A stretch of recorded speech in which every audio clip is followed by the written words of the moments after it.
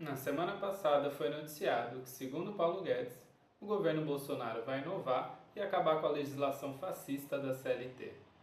Por conta disso, achei que seria uma boa oportunidade da gente investigar o que realmente significou historicamente e socialmente a implementação da CLT no Brasil. Para isso, vamos dividir o vídeo em 3 partes. Primeiro, vamos compreender o que significa o conceito de modernização ou de modernidade através da obra do filósofo René Descartes.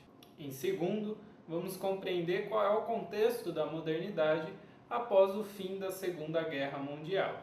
E por último, nós vamos compreender o que foi a modernização brasileira pela qual o Brasil atravessou durante o período Vargas e que possibilitou a criação da CLT no país. Então, vamos começar. Em primeiro lugar, qual foi a importância histórica do filósofo René Descartes? Nós identificamos um rompimento com a tradição da filosofia medieval.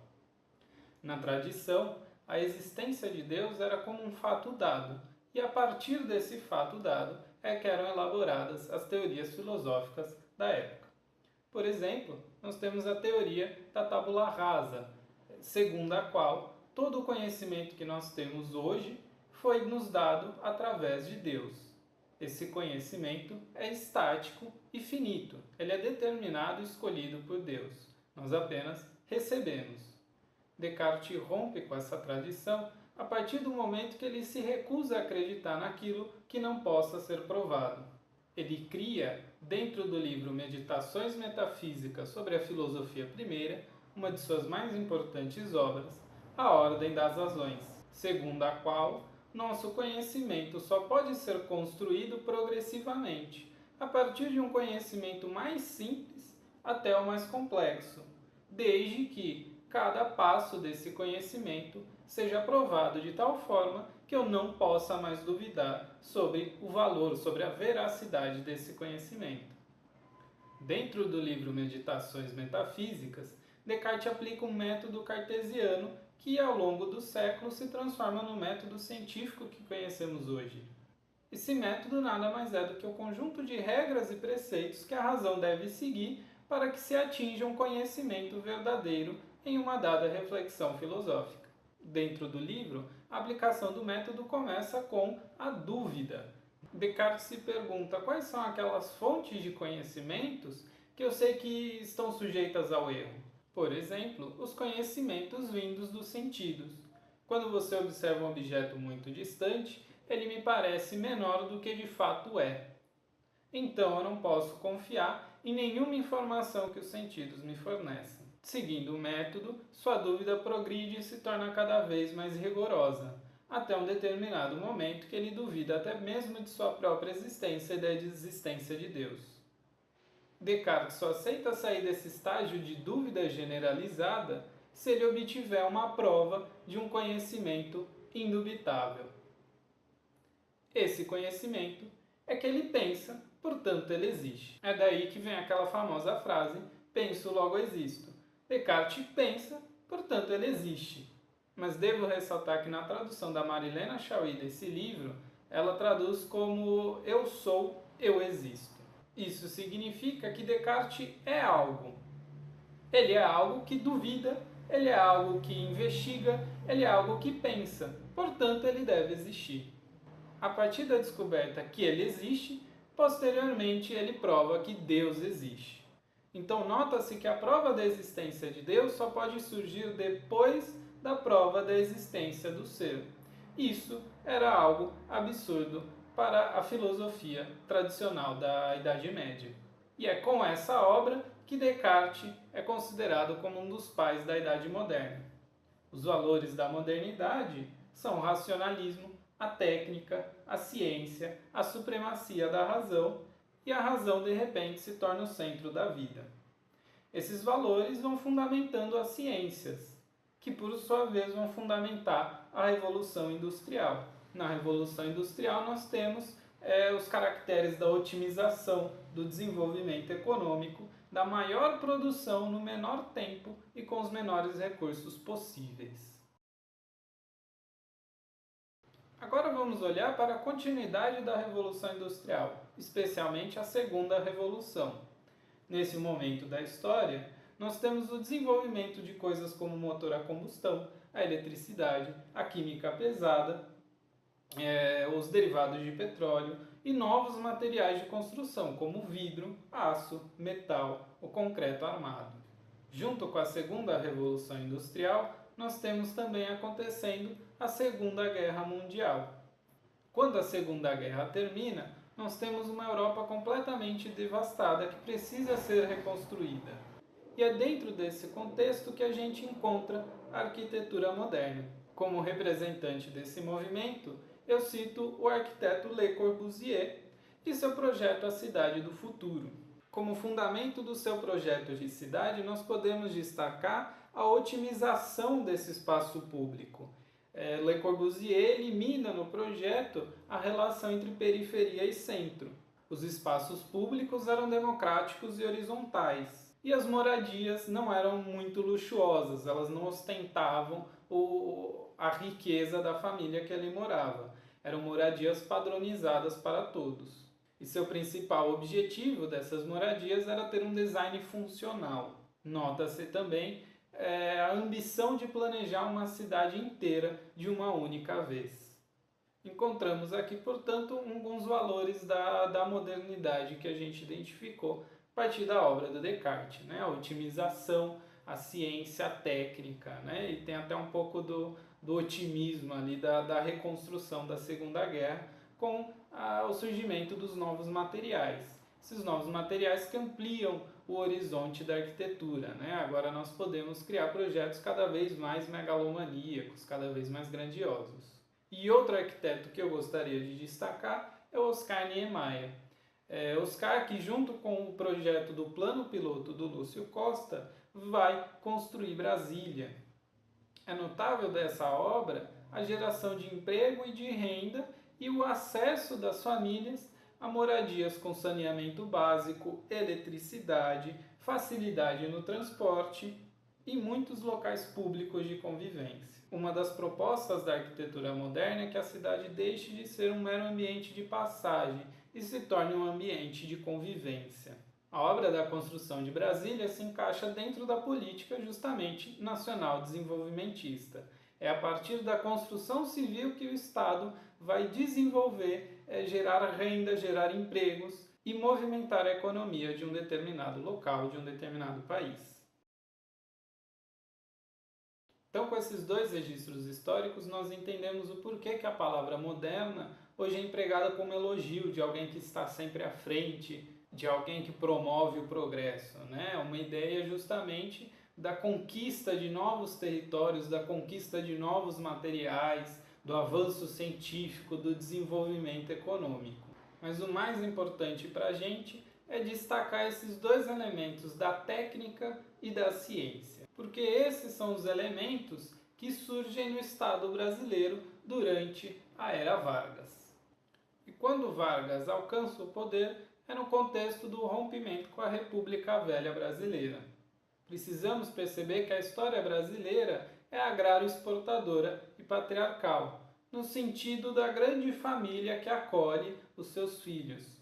Historicamente, as políticas econômicas do Brasil giram em torno do coleguismo, do favoritismo. E até hoje sofremos com isso. Os casos mais recentes são justamente o do Eike Batista, as relações do Estado com a Odebrecht, por exemplo, o aparelhamento do BNDES e da Petrobras.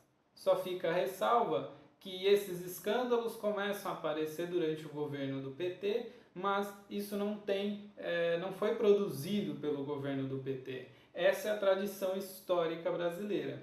E essa tradição é tão arraigada que o Vargas só consegue romper com isso através de um golpe militar e da implementação de uma ditadura. E com esse golpe, então, que Vargas começa um processo de burocratização e de racionalização do Estado. Esse processo se dá através da criação de diversas agências técnico-científicas que vão fundamentar o surgimento de empresas estatais brasileiras. Isso significa uma modernização do Estado na medida em que despersonifica, né? O Estado agora age mediante conceitos racionais, conceitos técnicos, conceitos frios, e não mais numa relação de coleguismo com alguns poucos poderosos. Isso, evidentemente, é no aspecto teórico. A contradição brasileira é justamente esse esforço de modernizar ao mesmo tempo em que cultiva a sua tradição agrária, exportadora e patriarcal. Mas para evidenciar o aspecto modernizador da era Vargas, eu trouxe esse texto, o Ex-Leviatã Brasileiro, que nos mostra algumas das ações do Estado durante o período. A legislação regulatória sobre recursos naturais e atividades econômicas é visível desde o início, com a criação do Conselho Nacional do Café no ano de 1931, ao qual se segue em 1933 o Instituto do Açúcar e do Álcool e os Códigos de Águas de Minas, mais o Plano de Viação Nacional em 1934 e o Código Brasileiro do Ar, o Instituto Nacional do Mate e o Conselho Nacional do Petróleo em 1939. Isso tudo nos permite agora compreender melhor a CLT e os seus impactos. Para isso, eu vou me basear no grande documentário Tecido e Memória, que acompanha a Companhia de Tecidos Paulista, instalada em Pernambuco no início do século XX. Essa companhia é uma das fornecedoras da famosa Lojas Pernambucanas e foi adquirida pelo sueco Lundgren, que constrói uma vila operária ao redor dessa fábrica de tecidos. Lundgren buscava os trabalhadores no sertão de Pernambuco através de caravanas de caminhões. Em geral, essas famílias estavam todas em condição de extrema pobreza. E a vila oferecia emprego, renda, alimentos, saneamento básico, eletricidade. Também eram promovidas festividades de carnaval, por exemplo. Haviam bailes de dança, campeonatos de futebol, e tudo isso era oferecido pela própria família Lundgren, pela própria Companhia de Tecidos Paulista. Esse, a princípio, seria um processo de modernização ali da região. Porém, não escapamos da típica contradição brasileira.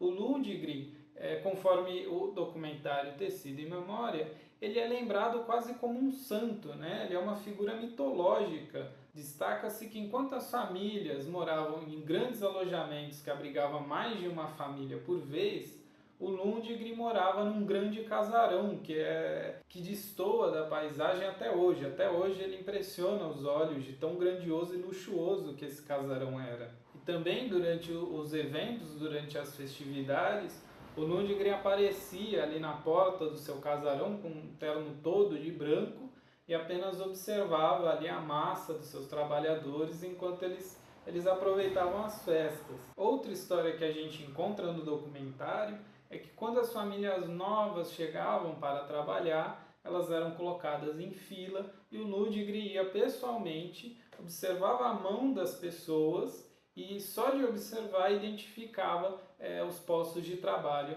de cada um dos membros da família. Ele contratava até mesmo mulheres grávidas, crianças e pessoas com deficiência.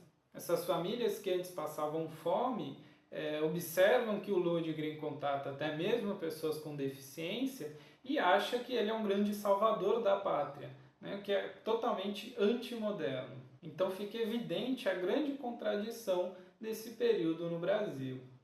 Mas a história muda completamente quando o Vargas impõe a CLT. Então, com essa obrigação, a Companhia de Tecidos Paulista passa a ter que registrar todos os trabalhadores que eram empregados e determinar quais eram as funções deles, determinar qual era a jornada de trabalho com teto máximo de 8 horas e quais eram os seus salários.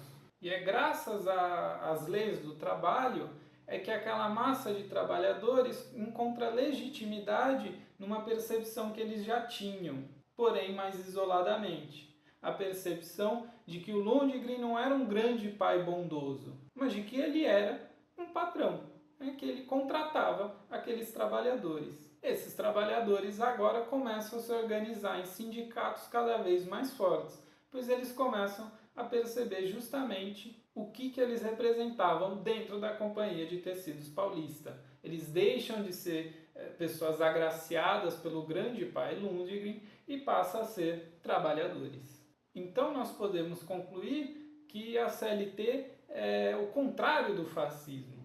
Se a gente entende que o fascismo é aquela narrativa que prega por uma sociedade unificada, de uma sociedade irmã de si mesma, em que todos são iguais, em que todos se respeitam e que todos lutam por um único ideal, então percebemos que a CLT é justamente o oposto disso. Ela expôs nas regiões mais remotas do país as grandes diferenças que haviam entre os próprios trabalhadores comparados entre si e os trabalhadores enquanto classe social em relação aos seus empregadores. E assim acabamos nosso vídeo de hoje. Se curtiu, deixa o curtir. Se não curtiu, deixa o não curtir. Se inscreve no canal e as referências estarão todas na descrição do vídeo. Até a próxima!